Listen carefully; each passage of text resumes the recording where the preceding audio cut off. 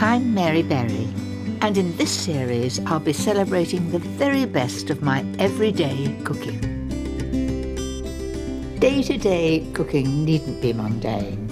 Even the simplest recipes can be a joy. I want to show you easy ways to transform dishes into something really special. From my indulgent and delicious ideas. It's sheer heaven on a plate. To my hearty and wholesome delights. Wow, look at that. And some old and new ways to excite the family. Granny's lost her goat. In this programme, my everyday recipes that really take me back to my childhood. I think my mum will be looking down and thinking, well, that was quite a good idea.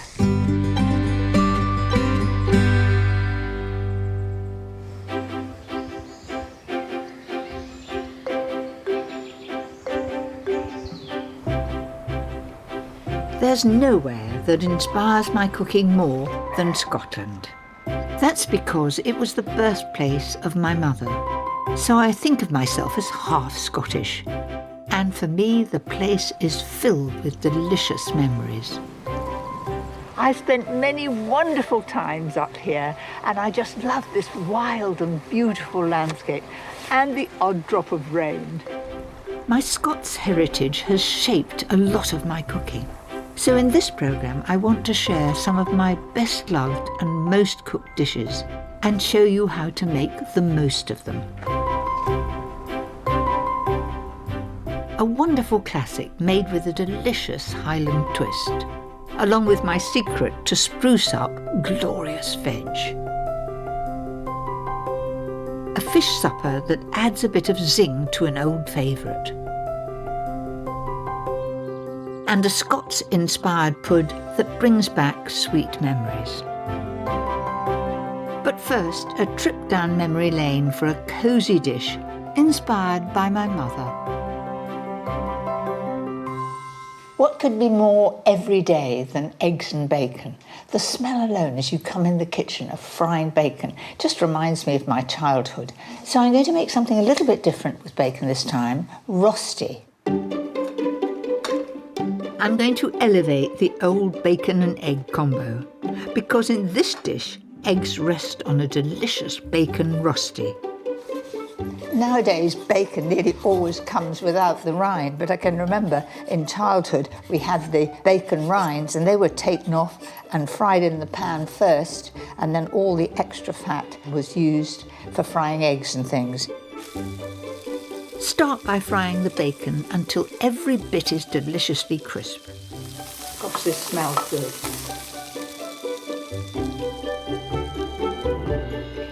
That looks so tempting. I could eat it right now, let alone using it for rosti. Pop a thinly sliced onion into the bacon fat. Just adds flavour to so many things. I don't know where we'd be without them. I'm going to leave the lid on that so it cooks in its own steam. And I'm going on to do the potatoes. Coarsely grate 3 floury potatoes, and I'll show you the secret behind a really crisp rosti. Get rid of all that starchy water. So take a tea towel, and you can see already it is really, really wet. Take that by all 4 corners, and I'm going to squeeze it so that all the liquid comes out.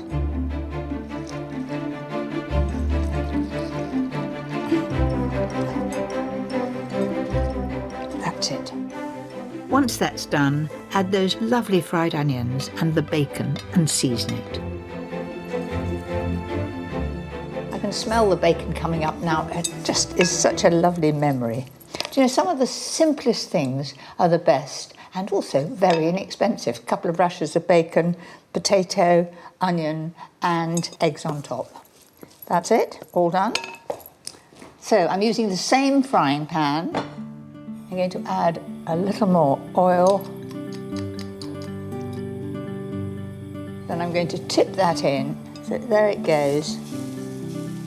Now the next thing you have to do is to press it down, because it's really a potato cake.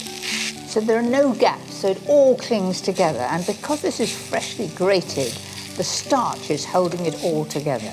And it's a wonderful dish, which is so simple to make. It just needs a few minutes to cook on a medium heat. The delicious smells really take me back to my childhood. Things were short when I was young because it was sort of the end of the war, and we kept goats for milk and we had a pig. And we never became attached to the pig. It was very much that we knew that we were going to eat it, and we shared it with neighbours. And all the bits and bobs that were left, Dad used to make sausages. Well, it was a great treat to have real pork sausages. Once the rosti is crisp and golden, turn it out so you can cook the other side. And what could finish it off better than fried eggs?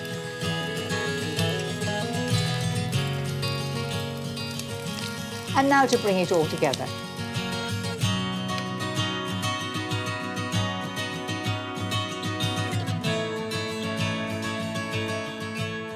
There you have it, rosti with fried eggs on the top.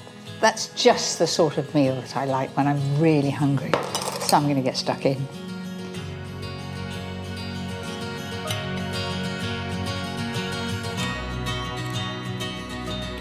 It is absolutely delectable, delicious, wonderful. I'm in for another slice. I adore my bacon and eggs, but my mother's Scottish childhood made her a great fan of all things from the sea. And I'm just the same.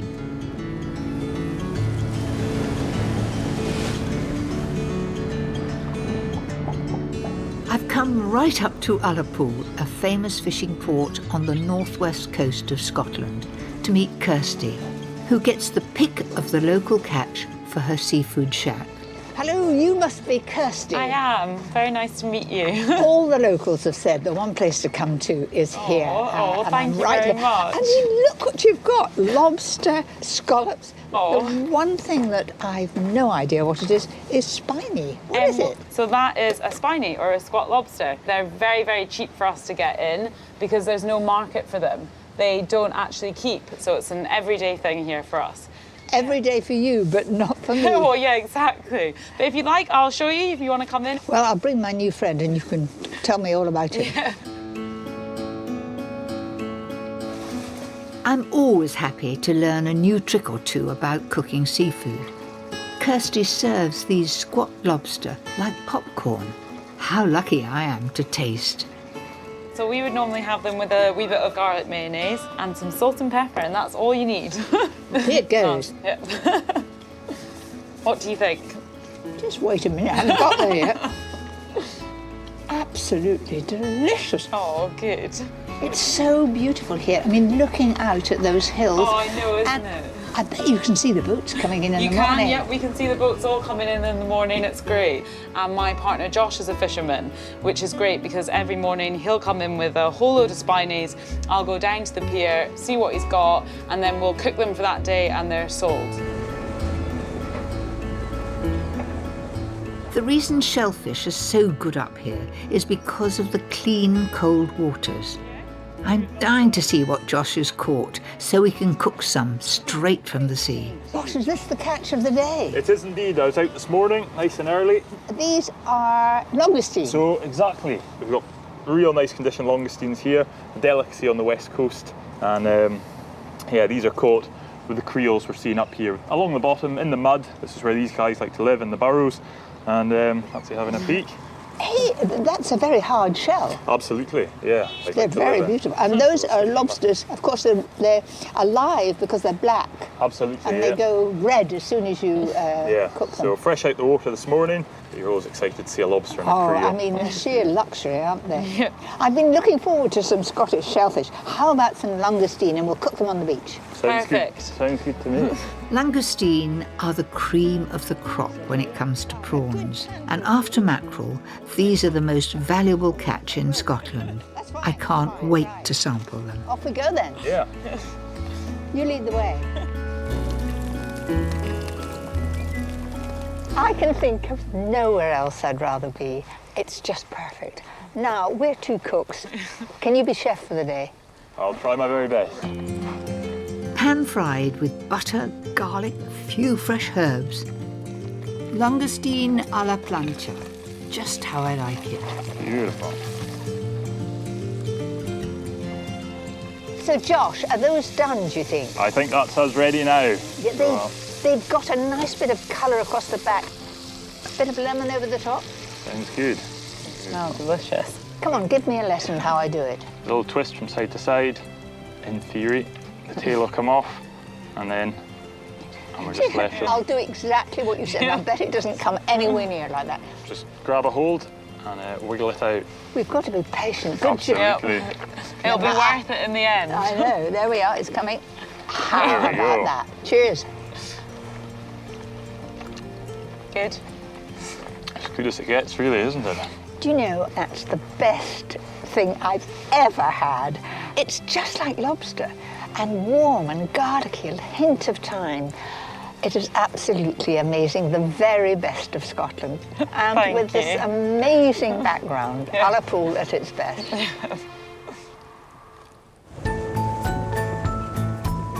It's not only stunning shellfish that I fell in love with as a child.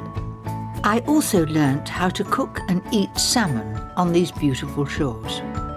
And my next recipe is a new and delicious way to serve it. When I was young, salmon was very much a luxury. In fact, you couldn't buy the cuts of salmon, you had to buy the whole salmon, and it was for a very special celebration. I'm going to show you a very special way of doing it. It's piquant, it's different, and it's healthy. This is a light, simple dish served on a bed of tender leeks, which I'm going to soften in butter. While that's going, I'm going to make the dressing. And the dressing is made of yuzu. Now, you may not have come across it before. I haven't used it a lot, but I do like it. It's Japanese, and it is a fruit, sometimes yellow, sometimes green, and it has a very citrusy flavour. Start with a couple of tablespoons of the yuzu juice. If you can't find any, then a mix of lemon and lime juice will do the trick nicely. A finely chopped red chilli to give it a kick, a couple of cloves of garlic, and I'm going to just grate those. You could use a garlic press if you prefer, so just rub that down, and some fresh ginger. So all these flavours, when I was young, weren't available. The only thing that I can remember was using powdered ginger. And finally, 4 tablespoons of olive oil, and give it a good stir. It already looks good, it looks exciting. Now I'm going to put some on top of the salmon and some I'm keeping as a dressing. And I'm going to measure off 2 tablespoons. 1, 2.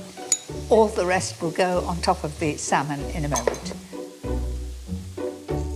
Once the leeks are soft, season with a little pepper and salt and layer them into an oven-proof dish. Now, it's something that not many people serve, leeks with salmon, but I think it goes really well.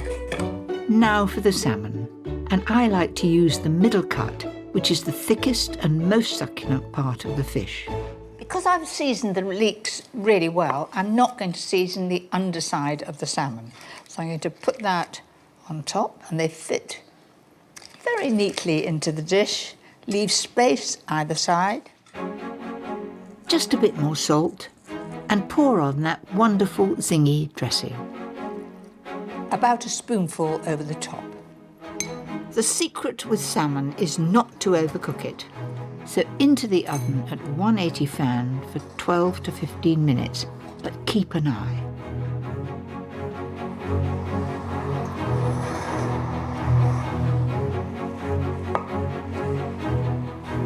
Well, that certainly looks good.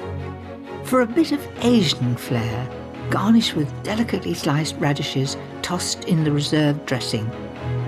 Scrumptious. Isn't that a lovely idea? To give a real lift to an everyday classic salmon. From beautiful salmon to another of Scotland's favourites.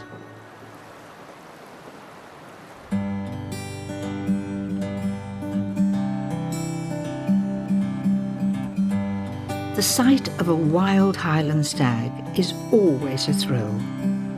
And these regal animals are prized for their wonderful lean meat. This is real venison country, isn't it? I mean, you can just feel it in the air, can't you? I've come to meet one of Scotland's most talented chefs, Tom Kitchin, who's simply wild about venison. There's such a demand for it. Everybody's enjoying it more, and it's lean, it's healthy, it's good for us. And I mean, after all, it's just like cooking beef, isn't it? Exactly. And he's promised me a rather special open-air lunch. What about that? Look at that barbecue, Mary. What a setting. What a setting, what a location. And this is the venison. Yeah, look at this. We've got the lovely loin of venison. And this is interesting, this is a T-bone of venison. And in Scotland, we're really showcasing in the farmers' markets and the butchers, like, all the different cuts that you can get. Because, of course, it's just like any other, it's just like beef. Four legs. It's got 4 legs, exactly. So we're going to just really barbecue those really quickly on that hot barbecue. So that'll be very, very tender. It should be delicious, yeah. So if you could clean the mushrooms for me, Mary, that would be amazing. And I'll do the chopping of the red cabbage. Yeah, because red cabbage, traditionally, we always serve it with venison here in Scotland, but not many people know that it's really lovely raw. Yes. And in a salad as well. I think you've done that before. So while I sort a simple dressing, Tom is rustling up a wonderful Highland coleslaw to complement the venison. Red cabbage, walnut and apple. Skin and all. Skin and all. Okay, so you want to pour some of that over the salad. Do you know what I was going to do? I would do it the other way around so the bowl's clean. You're the boss. Thank you. Right, it's going in. It's very colourful. And then these as well, absolutely delicious. What we call them up here, brambles. Brambles. What do you English call them? Oh, well, they call them blackberries, but I call them brambles because I come from Scottish stock. The best bit of you is Scottish, no? No, I don't know about that, but If you want to just pick a few leaves of parsley. And to finish it off, pan-fried girole, straight from the forest floor. There we go. Oh, look at that. It's like a marriage of flavours, a real Scotland on a plate, isn't it? lovely. Are we on to the venison? Right, onto the venison. Tom has marinated these steaks with fresh rosemary and thyme. When I do steak, I always season with pepper and salt. yeah. As long as you do it just before you put it on, otherwise it draws the blood out, doesn't it? It's one thing I really agree with you chefs, that I do like my food well seasoned, because you cannot correct it at the table because it doesn't go in the same way. Woohoo! Oh, yes. Lovely. How's the salad, okay? Salad looks wonderfully colourful. Oh, look at that. Lovely. That looks beautiful. Taste that one. So tender. I love it. Okay, yep. if you finish that up, Mary, I've just got to nip and get some and I'll be back in a minute. Okay. There we have it, marinated venison steak with a Highland red cabbage slaw. Perfect. One for her lady. Oh, I'm away. There you Go go, on. ma'am. Thank you. Welcome home, Mary. I'm here to stay. You don't have to be a deer stalker to enjoy venison. It's easy to pick it up in supermarkets and a perfect addition to transform a favourite family classic. And what better to go with it than stir-fried veg with shallots and garlic. Nothing's more everyday than cottage pie. We all love it. My mother used to make it with what she called Scotch mince, which was simply minced beef, carrot and onion. But I'm going to do a different variation today. Instead of the beef, I'm going to use venison. The secret behind a perfect cottage pie is to layer the flavours, starting with some crispy bacon. And the fat is full of flavour that's left in the pan.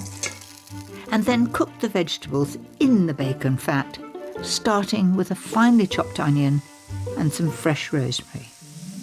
Then in goes the carrot. And finally a heaped tablespoonful of flour, which will give the sauce a velvety consistency. Now to the star of the show, 600 grams of minced venison. It's funny that In early days, venison was not popular in Scotland. They used to roast a haunch of venison, but very rarely was it used for something like cottage pie, and I think it makes an excellent cottage pie. For even more depth of flavour, I love to add a really good glug of red wine. And that'll be left for supper. And finally, 600 ml of beef or game stock.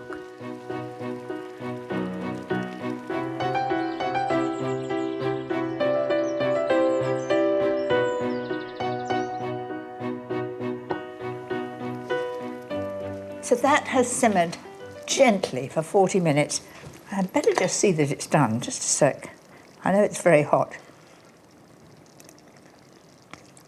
That's beautifully soft. It's a good flavour. Ladle the mince into a shallow dish and leave it to cool. What cottage pie is complete without a delicious topping of mashed potato? At home, I always just do mashed potato on top with a little bit of milk and butter. But my mum always used to use a thing called a ricer, and I still got it, and I'm really rather pleased. It must be over 100 years old, and I have memories of Mum doing this. God, it's really heavy, and it's a brilliant machine. Let me just show you how it works. So you take some potato, in it goes like that, and then into the pan, watch it come through. Doesn't it come through beautifully? It actually looks, when you get close up, it looks just like rice, boiled rice. I think that's why it's called a ricer. You know, Mum was cooking right till the end of her life, and she died at 105, and I expect she's looking down now and thinking, very good idea to use venison. I like a rich potato topping, so in goes butter, Just to make it a nice spreading consistency. a splash of milk, And in no way would my mum put cream in there. That wasn't for those sort of occasions. and seasoning. A really good tip is to let the mince go stone cold before you add the mash. If you do it when it's hot, it will just mix in with the mince. Then it's into the oven at 180 fan until it's golden and bubbling. I can't wait. While that's in the oven, I can show you how to turn a bowl of ordinary veg into something exciting. The secret of everyday cooking is to shake it up a bit, make it a bit different. I'm giving plain old broccoli and cauliflower a real lift. Banana shallots will give the veg a lovely flavour. If you haven't any shallots, you could use finely chopped or sliced onion, and then give that a good stir and keep it going for a few minutes. Once they're soft and translucent, in go the veg. So what I'm going to do is give this a quick stir, like that. I have to admit that when I was young, some of our vegetables were a bit overcooked, and now I love them with a bone in the middle. In goes the garlic. Add crushed garlic near the end so it doesn't burn, along with a good tablespoon of runny honey. So tempting.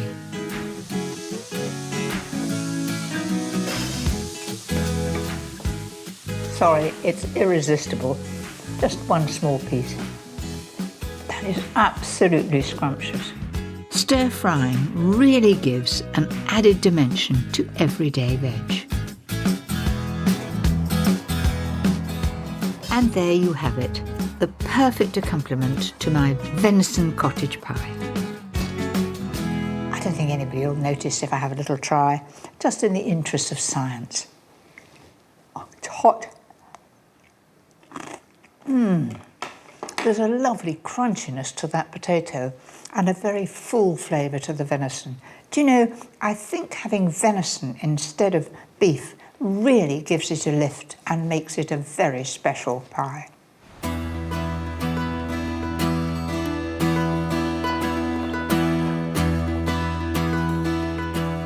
We were never without a bottle of whisky in the drinks cupboard when I was growing up. And as the weather draws in, a wee dram in my sumptuous pud seems a jolly good idea. So I'm going to be making Scots whisky cream. And here's the main ingredient. The clouds are coming down, so I've got to be quick, otherwise I might be masked with the crowd. The joy of this recipe is a potent syrup, starting with the juice of half an orange and the all-important whisky. Whenever I see whisky, I always think of my grandfather. He was a Scot, and he used to come and stay when I was a little wee girl, and he used to have a dram at 6 o'clock. And believe it or not, come sort of bedtime, another dram, and the drams got increased. To that, I just add 100 grams of caster sugar and 3 tablespoons of lovely Dundee marmalade. That's it. And the little bits of peel go in there too. Now, this is going to make a syrup, and so I'm camping. I've got to turn that on, press that hard. Can you hear it? I can. It's away. So put this on and dissolve the sugar. Drop in some pieces of orange peel to infuse. All that will add to the flavour. The trick for a thick, dreamy syrup is to let it come to the boil for a minute. And don't be tempted to stir. If you do, the sugar will crystallise. The smell is amazing. There we go. So leave that to get stone cold, leaving those big strips of peel in there. Once it's cool, I can bring it all together. Remove the peel and add 450 ml of pouring double cream. Oh, wonderful everyday Scottish ingredients. Then whisk to a thick foam. No electric mixer out here, just a hand one.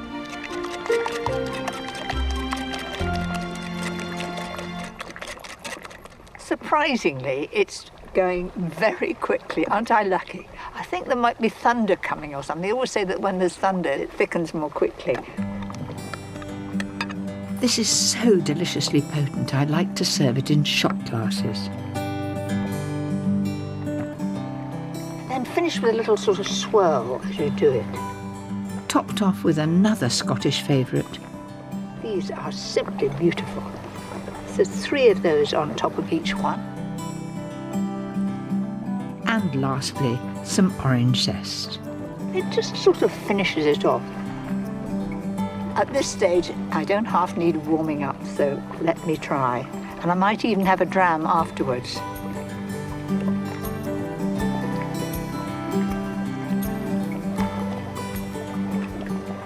I can tell you, it's well worth the drizzle, the wind, and the chilling to make this. It is fantastic.